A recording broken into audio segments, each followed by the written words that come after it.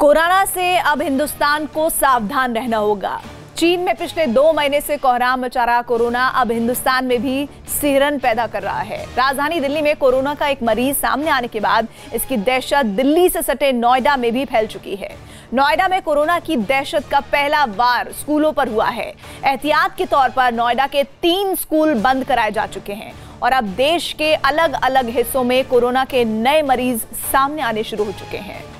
पहले चीन में कोरोना ने मचाया कोहराम, फिर ईरान में शुरू हुआ कोरोना का कहर। 50 से ज्यादा देशों में पैर फैला चुका है कोरोना और अब भारत में भी हो चुकी है कोरोना की दस्तक। चीन से निकले कोरोना वायरस से अब पूरी दुनिया में सनसनी मच चुकी है। दुनिया के ज्यादातर मुल्क अब कोरोना की चपेट में आ चुके हैं, लेकिन सबसे बड़े खतरे की बात यह है कि कोरोना भारत में भी दस्तक दे चुका है, वो भी राजधानी दिल्ली में। दिल्ली में 2 मार्च को कोरोना का पहला मामला सामने आया था और इसके 24 घंटे के अंदर दिल्ली से सटे यूपी के नोएडा में सनसनी मच गई, क्योंकि कोरोना के खतरे की आहट नोएडा के स्कूलों में गूंजने लगी। दरअसल 2 मार्च को दिल्ली में कोरोना से पीड़ित एक शख्स की पहचान हुई। ये व्यक्ति कुछ दिन पहले ही इटली से लौटा था। इस शख्स ने इटली से लौटने के बाद बेटे के जन्मदिन पर एक पार्टी का आयोजन किया था, जिसमें बेटे के कई दोस्त शामिल हुए थे। इस युवक का बेटा नोएडा के एक स्कूल में पढ़ता है। पार्टी का पता लगने पर नोएडा के स्कूल में भी कोरोना के खतरे की आहट हुई। इसके बाद स्वास्थ्य विभाग ने स्कूल में जांच शुरू कर दी और स्कूल को सैनिटाइज किया जा रहा है। अभी सर स्कूल के बारे में अगर बात करें तो क्या पूरा सैनिटाइज हो चुका है? क्या होने में कितना होगा? सैनिटाइज अब शुरू कर देते हैं, हमने आके बताया, इसीलिए हम यहाँ आए थे। तो सब सैनिटाइज हो जाएगा और कोई प्रॉब्लम नहीं। स्कूल सर जैसा अभी बंद कर दिया गया, पेरेंट्स अपने बच्चों को ले जाते हैं, कब तक बंद रहेगा? बंद नहीं किया गया स्कूल, वो स्कूल को सैनिटाइज करने के लिए अभी बच्चों को रोक दिया गया। तो ये कब तक हो पाएगा सर? सैनिटाइज क्योंकि काफी बड़ा स्कूल है तो सैनिटाइज करने में थोड़ा टाइम लगेगा। हो सकता है आज पूरा हो जाए या कल पूरा हो जाए। कोरोना की वजह से नोएडा की स्कूल में स्वास्थ्य विभाग की टीम के पहुंचते ही हड़कंप शुरू हो गया।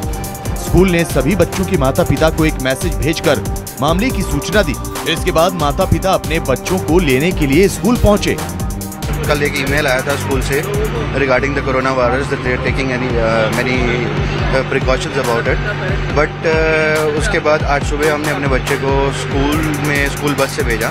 बट अभी हमें एक कॉल रिसीव हुआ कि आप अपने बच्चे को ले जाइए, कुछ दिक्कत है स्कूल में और वायरस की वजह, कोरोना वायरस की वजह से। स्वास्थ्य विभाग अब स्कूल को सैनिटाइज कर रहा है। इसके लिए स्कूल प्रशासन ने 3 दिन की छुट्टी का ऐलान भी कर दिया है। लेकिन सबसे बड़ी मुश्किल ये है कि स्कूल में 10वीं और 12वीं के बोर्ड की परीक्षाएं चल रही हैं। अब तक नोएडा में 2 स्कूल कोरोना के खतरे की वजह से बंद किए जा चुके हैं। स्कूलों को सैनिटाइज करने के लिए बंद किया गया है, जबकि इस दौरान स्कूलों में बोर्ड की परीक्षा चल रही है। कोरोना की वजह से एक पेपर टाल दिया गया है। अब बोर्ड परीक्षा की नई तारीख तय करेगा।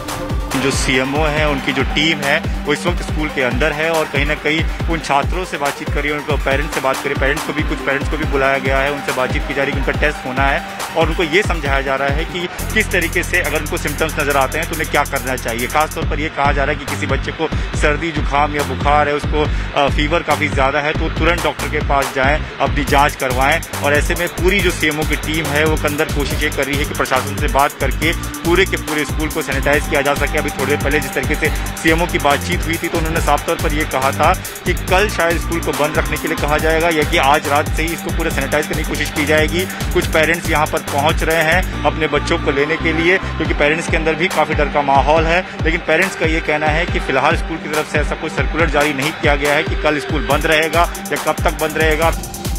कोरोना के खतरे को देखते हुए उत्तर प्रदेश में सरकार पूरी तरह सतर्क हो गई है। उत्तर प्रदेश में 6 लोगों में कोरोना के लक्षण पाए गए हैं। सभी संदिग्धों के सैंपल पुणे भेजे गए हैं। यही नहीं, यूपी में हाल ही में विदेश से आए लोगों की निगरानी की जा रही है। आपातकाल से निपटने की तैयारी हो चुकी है। इसके साथ ही एयरपोर्ट पर विशेष इंतजाम भी किए गए हैं। पूरे प्रदेश में 800 बेड सुरक्षित कर दिए गए हैं। जो भी आदमी आता है, फ्लाइट से आता है, कहीं बाहर से आता है, उनकी निगरानी तो एयरपोर्ट पर भी कर रहे हैं। जो नेपाल से हमारे जितने भी सीमाएं के हमारे वो एरियाज़ हैं, जितने भी हमारे एंट्री पॉइंट्स हैं, वहाँ भी हम लोग लगातार वहाँ पर हर एक यात्री जो वहाँ से आता है उसको भी हम लोग करते जा रहे हैं। तो हमारा निगरानी की समिति और निगरानी की जो हमारी व्यवस्था है वो हर एक जगह पर है।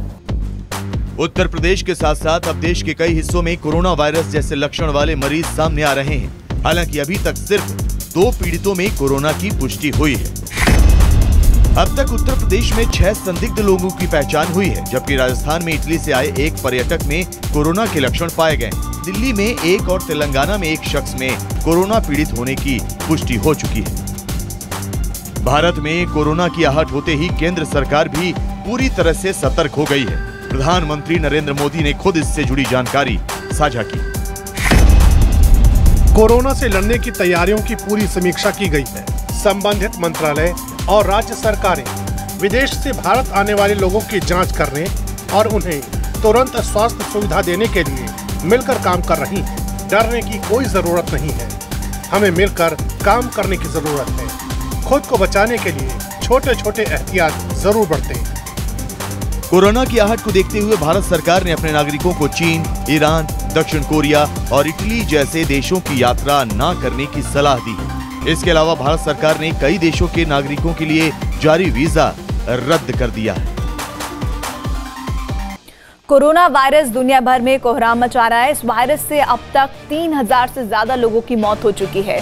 एक तरफ वायरस लोगों की जान ले रहा है, तो दूसरी ओर इससे पूरी दुनिया की अर्थव्यवस्था पर बुरा असर पड़ रहा है। भारत भी इससे अछूता नहीं है। भारत में लगभग सभी शहर के बाजार कोरोना की मार से जूझ रहे हैं, फिर चाहे सूरत में हीरे का कारोबार हो या फिर सोने, चांदी और खिलौनों का। हर कारोबार पर कोरोना की मार पड़ चुकी है और अब होली से जुड़े कारोबार पर भी कोरोना का असर देखा जा रहा है। भारत में भी हुई कोरोना की आहट। सरकार ने कोरोना से निपटने के लिए कसी कमर। कोरोना के हमले से दुनिया भर के बाजार में भूचाल, चीन से होने वाले व्यापार पर बुरी मार। कोरोना एक तरफ दुनिया के अलग अलग देशों में अपने पैर पसार रहा है। भारत में भी कोरोना की आहट हो चुकी है। एक तरफ कोरोना इंसान की जान ले रहा है, तो दूसरी ओर पूरी दुनिया की अर्थव्यवस्था पर भी कोरोना का ग्रहण लग चुका है। भारत में कोरोना की सबसे बड़ी मार हीरा कारोबार पर पड़ी है।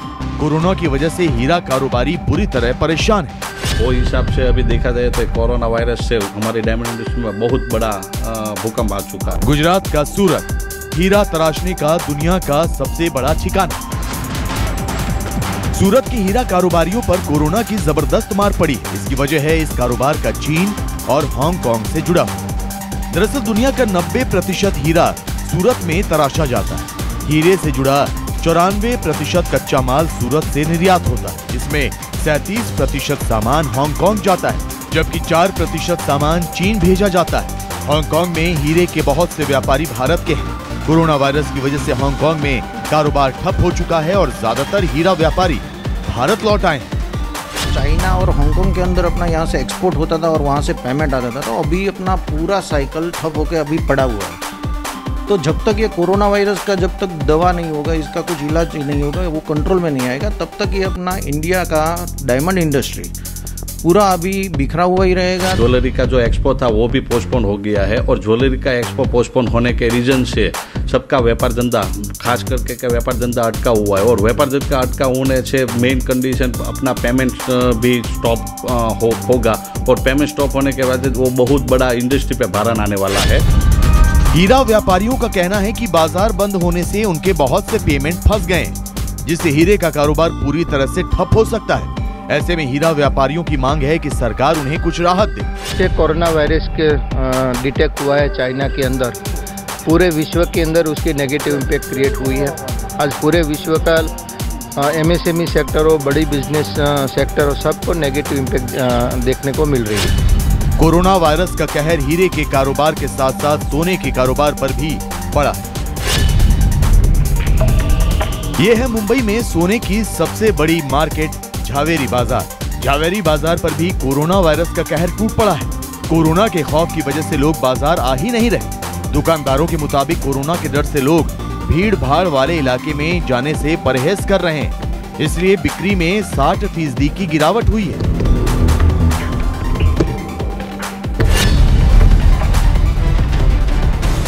कोरोना वायरस का सबसे ज्यादा असर खिलौने के बाजार पर पड़ा है। इसके अलावा अब कोरोना का असर होली से जुड़े कारोबार पर भी दिखने लगा है। ये है दिल्ली का सदर बाजार।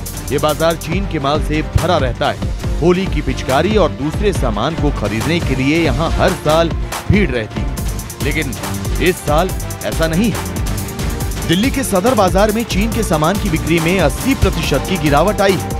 यहाँ तक कि चीन के बने खिलौनों की मांग भी गिर गई। चाइना के अंदर कोरोना की बीमारी का जो वायरस फैला, उससे एक आम जनता के अंदर और एक पूरी ऑल ओवर वर्ल्ड के अंदर एक दहशत फैली, और हैवी दहशत फैलने वाली अवेयरनेस कंट्री के अंदर होनी भी चाहिए। हमारी मिनिस्ट्री भी इस बात के लिए पूरी अवेयरनेस दे रही है।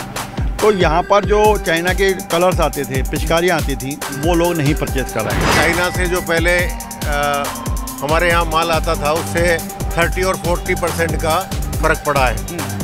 जो पहले जहाँ कंटेनर सदर बाज़ार में 200-300 कंटेनर आते थे, अब उनकी संख्या घटकर सिर्फ 30 या 40 रह गई है। लोग बाग भी चाइना के माल को लेने से कतराने लगे हैं कोरोना वायरस की वजह से। कोरोना की दहशत इस कदर फैल चुकी है कि जो सामान चीन में कोरोना फैलने से पहले भी भारत आ चुका था, उसे भी लोग खरीदने से कतरा रहे हैं। कई ग्राहक तो ये भी कहते हैं कि चाइना से माल जो आ रहा है उसमें भी वायरस हो सकता है, लेकिन ऐसा नहीं है। ये सिर्फ ह्यूमन बींग्स में और एनिमल्स में होता है। ये माल पे नहीं होता, किसी आइटम पे नहीं होता, यानी कि नॉन लिविंग थिंग पे नहीं होता। ये only in living human beings and animals. Confusion बहुत ज़्यादा है, बहुत ज़्यादा कंफ्यूजन है इसको लेके।